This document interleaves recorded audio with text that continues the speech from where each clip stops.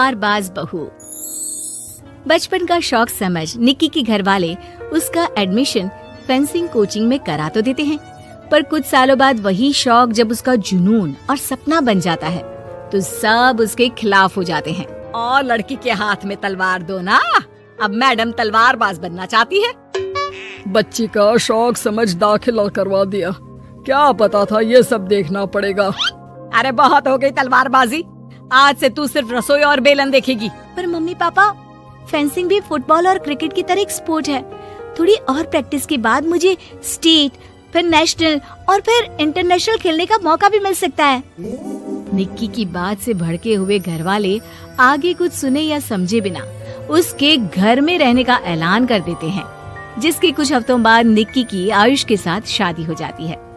ससुराल पहुंचने के कुछ दिनों बाद बहुत हिम्मत के साथ निक्की फिर वही फरियाद लिए इस बार अपनी सास के पास जाती है।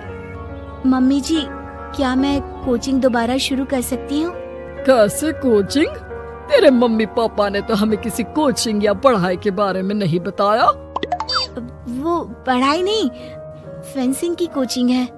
अरे देख, अपने अंग्रेजी के बड़े बड़े शब्द ना मुझसे ना बोला कर, सीधे सीधे बता कि ये फेंसिंग है क्या। मम्मी पापा के साथ अपने एक्सपीरियंस के बाद निक्की कोई रिस्क ना लेते हुए सास से झूठ बोल मंजूरी ले लेती है, और इसी के साथ निक्की के सपनों की दुनिया शुरू हो जाती है, जिसमें अब वो सुबह उठ जल्दी जल्दी घर का सारा काम खत्म करके ज्यादा से ज्यादा समय अपनी फेंसिंग प्रैक्टिस में बिताने लगती है। इसी तरह महीने बीत जाते हैं। वाओ, आई कांट बिलीव, जो सपना एक बार नामुमकिन लग रहा था, आज मैं उससे सिर्फ 2 हफ्ते दूर हूँ। निक्की, तुम बहुत अच्छा कर रही हो, बस अपने फॉर्म को खराब मत होने देना, और नेशनल्स का मेडल तुम्हारे गले में आना पक्का है। इस बात को सुनकर निक्की नेशनल गेम की खुशी में झूमती हुई जैसे ही उस शाम घर पहुंचती है तो आयुष को पैर में प्लास्टर के साथ सोफे पर बैठा देख परेशान हो जाती है। ये क्या, कैसे हुआ? किसी ने मुझे फोन क्यों नहीं किया? ऑफिस से आते हुए रास्ते में किसी ने टक्कर मार दी, इसलिए बहू कल से इसके ठीक होने तक तू कोचिंग से छुट्टी ले ले, डॉक्टर ने पूरा बेड रेस्ट बोला है। पति की हालत और सास की बात से हैरान परेशान निक्की आगे कुछ बोले बिना अपने कमरे में चली जाती है। अब मैं क्या करूंगी?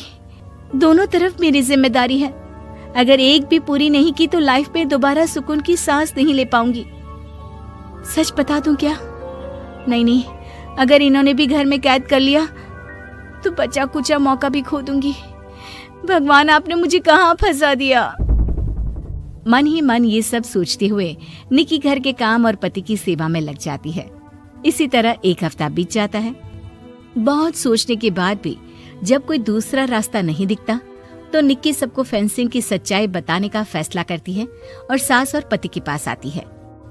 मम्मी, आयुष, मुझे आप दोनों से एक बात करनी है। तुम्हें भी मम्मी की तरह गैस हो गई है क्या? तू भी बूढ़ी औरत की मजाक उड़ा ले। एक दिन जब तेरे बच्चे तेरा मजाक उड़ाएंगे ना तो मैं भी उनके साथ बैठकर हंसूंगी। घर का ये हंसता खेलता माहौल देखकर निक्की आगे कुछ बोल ही नहीं पाती। तभी गोलियां चलने की आवाज सुनकर सब डर जाते हैं और कुछ आतंकवादी घर में घुसकर सबको बाहर निकाल देते हैं, जहां उनके एरिया के बाकी सब लोग भी इकट्ठा होते हैं। कोई किसी भी तरह के होशियारी नहीं करेगा, हमें बस कुछ समय के लिए चुप रहने की जगह चाहिए, इसलिए अगर तमीज में रहोगे तो जिंदा बच जाओगे, और अगर मरने का ज्यादा मन हो तो अपना सीआईडी वाला दिमाग चला सकते हो। डर की वजह से कोई इसके आगे कुछ नहीं बोलता। कुछ घंटे इसी तरह आतंकवादियों की कैद में बैठे रहने के बाद निक्की की सास गुस्से में चिल्लाने लगती है। अरे तुम कल मुहों को आम लोगों को परेशान करने के अलावा और कुछ नहीं आता क्या?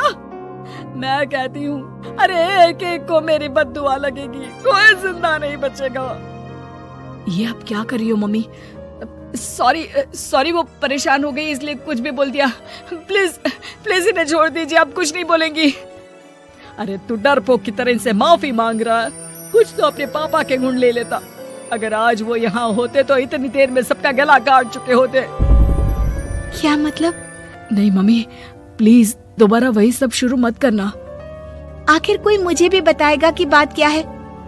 तेरे ससुर जी अपने समय के सबसे बेहतरीन और उम्दा तलवारबाज थे। कोई कितनी भी बड़ी बंदूक या कितने भी ज्यादा हथियारों के साथ उनके सामने क्यों ना आ जाए, सबको एक एक करके चित कर देते थे। वाह, ससुर जी और क्या क्या करते थे? निक्की का इंटरेस्ट देख सास उसे ससुर जी और उनकी तलवारबाजी की कहानियां सुनाने लगती है, जिन्हें बहुत देर तक सुनने के बाद अपने आप को रोक ना पाते हुए निक्की आखिर उनसे तलवार के बारे में पूछ ही लेती है। मम्मी जी, क्या पापा जी की वो तलवार आज भी आपके पास है? अरे इन्होंने अपने बेटे से ज्यादा उस तलवार से प्यार किया है तो फेंक कैसे देती, संदूक में संभाल कर रखी है। आयुष की बात सुन निक्की की आंखें चमक उठती है और वो सब कुछ भूल तलवार निकालने की बात कर बैठती है, जिसे सुन बाकी दोनों की आंखें फट जाती है। क्या बोला, जरा फिर से बोल। क्या कहानियां सुनकर तुम भी अपने आप को झांसी की रानी समझने लगी? यही समझ लो कि तुमने झांसी की रानी के साथ ही शादी की है। ओ मोहतरमा, जरा सपनों की दुनिया से बाहर निकल आओ और शांति से बैठ जाओ, आई बड़ी झांसी की रानी बनेगी। माहौल की गंभीरता और सास आयुष का रिएक्शन देख निक्की के पास उन्हें सच्चाई बताने के अलावा और कोई ऑप्शन नहीं बचता, इसलिए वो बिना कुछ सोचे समझे और देर किए उन्हें पूरी सच्चाई बता देती है, जिसे सुन दोनों भौंचक्के रह जाते हैं। और इसी के साथ अगले हफ्ते मुझे नेशनल्स खेलने का भी मौका मिला है, भरोसा कीजिए मैं कर सकती हूँ। निक्की की बातों से अभी तक सदमे में बैठे आयुष और सास उनकी तबीयत खराब होने का बहाना बनाते हैं और दवाइयाँ लाने के बहाने घर के अंदर जाने की बात करते हैं, जिस पर एक आतंकवादी भी उनके साथ घर के अंदर जाता है। निक्की दवाइयाँ लेने के बाद बाथरूम का बहाना बनाकर सास के कमरे में पहुंच जाती है। अब क्या बाथरूम भी साथ चलोगे? यही कमरे में रुको। 5 मिनट में बाहर नहीं आई तो अंदर आकर सारी गालियां सिर में उतार दूंगा। निक्की बाथरूम के अंदर चली जाती है। अब क्या करूं? तलवार कैसे निकालूं? मुझे किसी भी तरह इससे छुटकारा पाना होगा। सोच निक्की, जल्दी कुछ सोच। कुछ देर परेशान बाथरूम में इधर से उधर घूमने के बाद निक्की की नजर फर्स्ट एड बॉक्स पर पड़ती है और वो तुरंत उसमें से कैंची निकालकर उसे छुपाते हुए चुपचाप बाहर निकल आती है। हो गया तुम्हारा सारा नाटक खत्म, अब चुपचाप ये दवाइयाँ उठाकर बाहर चलो।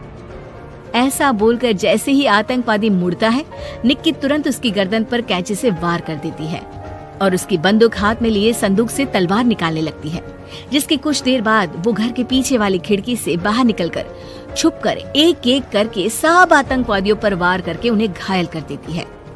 अब सारे पब्लिक की कैद में आ जाते हैं। ये सब देखकर आयुष और सास के साथ सारे लोग दंग रह जाते हैं। सास का सर गर्व से ऊंचा हो जाता है। मेरी बहू सिर्फ नेशनल्स नहीं, इंटरनेशनल भी खेलेगी। हाँ।